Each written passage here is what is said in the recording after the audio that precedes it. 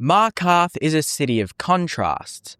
Built from the bones of an ancient Dwemer fortress, it stands as one of Skyrim's most impressive architectural wonders, and one of its most unsettling. The city hums with tension, politics, and paranoia. Beneath its stone arches, the air is thick with suspicion and grief. The Silverblood family controls the mines, the Forsworn simmer in the hills, the guards serve gold more than justice. It is a city that pretends to be civilized, but every sound, every hammer on stone, echoes the ghosts of the past. And among those ghosts walks Koznak, a man who is alive but might as well not be. He's not a bandit, nor a noble, nor a quest giver. He doesn't command armies or hold secrets of power. He's just a drunk, a minor NPC sitting in a corner of the Warrens tavern, ignored by the city, ignored by the player, and ignored by history.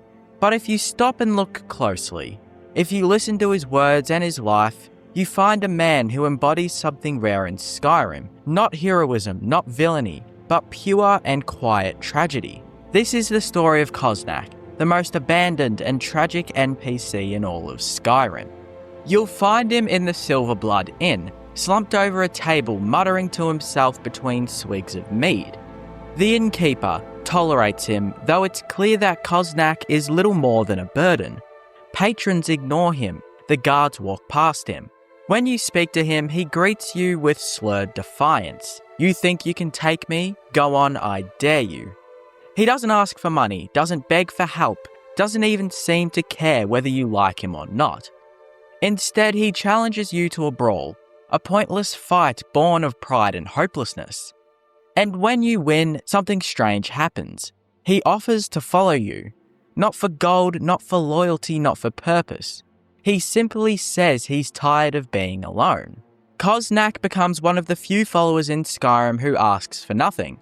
He's not a mercenary like Stenvar, not a scholar like Marushio, not a companion of destiny like Lydia.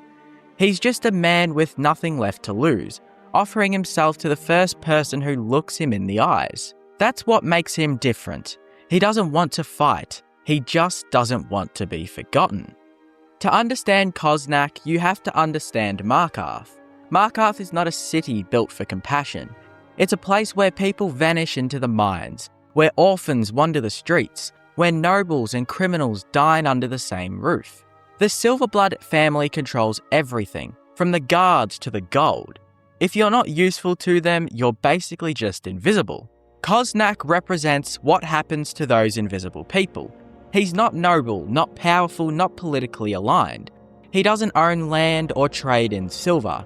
He's one of the countless citizens who slipped through the cracks of Markarth's brutal hierarchy. And once you fall in Markarth, there's no one to catch you. You can feel it in the way he talks, the weary bitterness, the self-loathing marked as humour. He drinks because the city gives him no reason to stay sober. His home is a bottle because it's the only thing that doesn't betray him. And so, while Markarth's nobles debate power and rebellion, Koznak sits in the corner, drowning in the silence that the city refuses to break. Markarth's history is soaked in rebellion. The Forsworn once claimed the Reach as their own, before being crushed by Imperial and Nord forces. Since then, the city has lived under constant tension, an occupied fortress masquerading as a metropolis. Every citizen of Markarth is touched by that conflict. Some profit from it, some resist it, and some, like Koznak, are simply destroyed by it. There's no record of where Koznak came from. He's a Reachman by blood, or at least in accent and manner.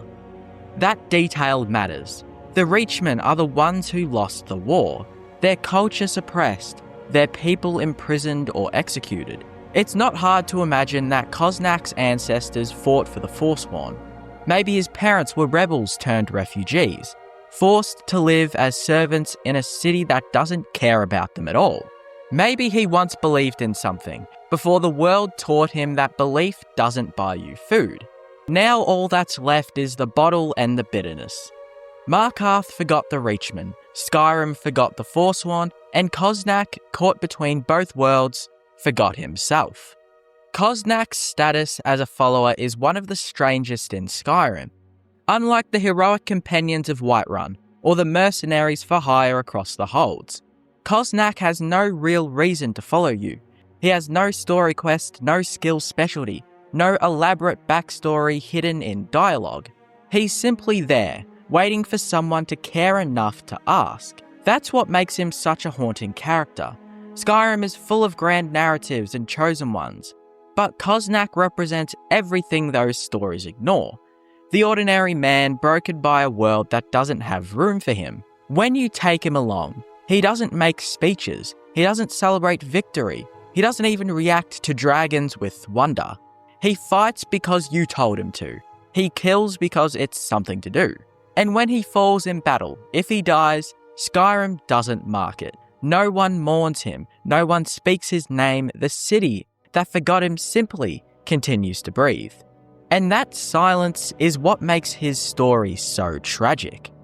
Koznak doesn't belong in Markarth, and he knows it. The city's heart beats to the rhythm of profit and power. Everyone has a purpose. Miners dig, merchants sell, guards protect, nobles command. But Koznak? He exists in the margins. A man with no trade, no family, and no future. Even his name, short, foreign, unassuming, doesn't fit with the Nord or Reachman traditions. It's as if Bethesda placed him there not as a person, but as a question. What happens to the ones who don't matter? Markarth's aesthetic reinforces that question. Its Dwemer architecture, all brass and stone, feels lifeless and mechanical. People move like clockwork, and there, in the corner of the inn, sits the one human thing in the whole city. A man trying to drink away the sound of gears grinding. Koznak doesn't fit in, because he's the only one in Markarth who remembers what being human feels like. There's something strangely poetic about Koznak's drunkenness. It's not just addiction, it's resistance. He drinks to forget, yes, but he also drinks because it's the only rebellion left to him. In a city where power is everything, where the Silverbloods command even the guards, choosing to do nothing is a kind of freedom. He refuses to participate in Markarth's machine. He doesn't mind silver, doesn't serve the nobles, doesn't worship the Nine. He sits, he drinks, he mocks the world that abandoned him. It's a small rebellion, but it's all he has. And maybe that's why he challenges you to a fight, not because he hates you, but because he wants to feel something real again. Pain, laughter, loss. Anything but the numbness of the bottle and the city that forgot his name. When Koznak becomes your follower, something subtle changes. He does start to talk more, though his words remain simple. There's a quiet loyalty in him, not the loyalty of a warrior or servant, but of someone who's grateful to no longer be alone. He doesn't have dreams or glory, he doesn't care about treasure. He's just happy to walk beside someone who acknowledges he exists.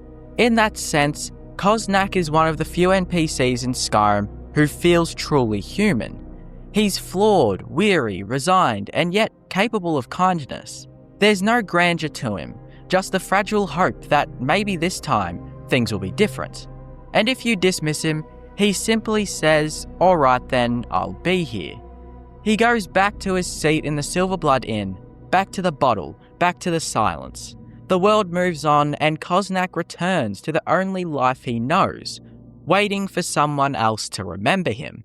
Bethesda never wrote a quest for Koznak. There's no letter, no hidden journal, no scripted tragedy explaining his downfall.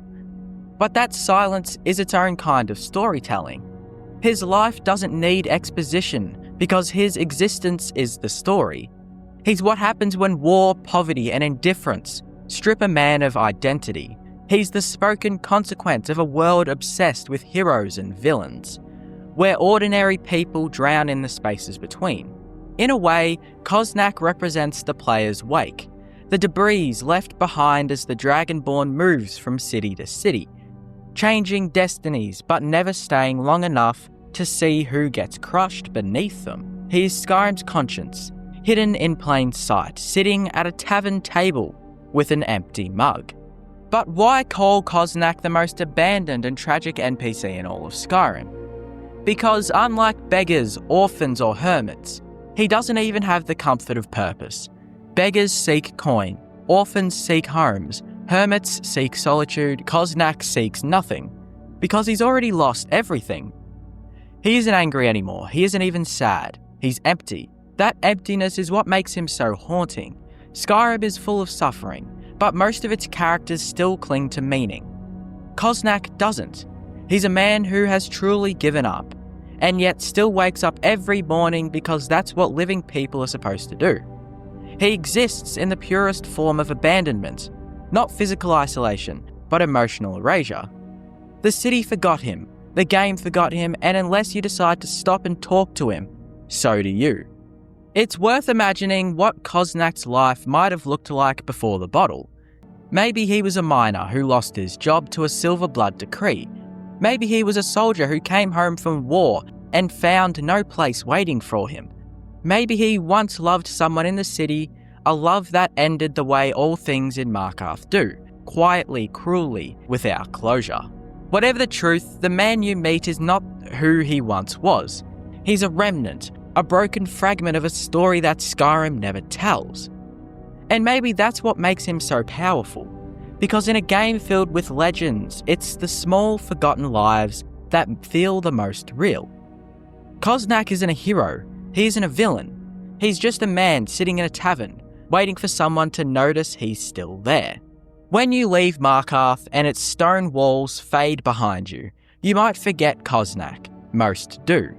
But somewhere he's still sitting there, half asleep, half drunk, waiting for a story that will never come.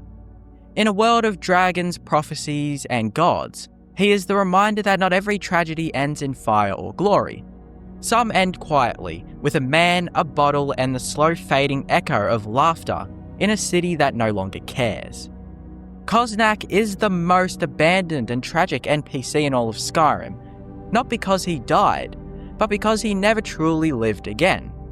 And maybe in a land obsessed with destiny, that makes him the most human of them all.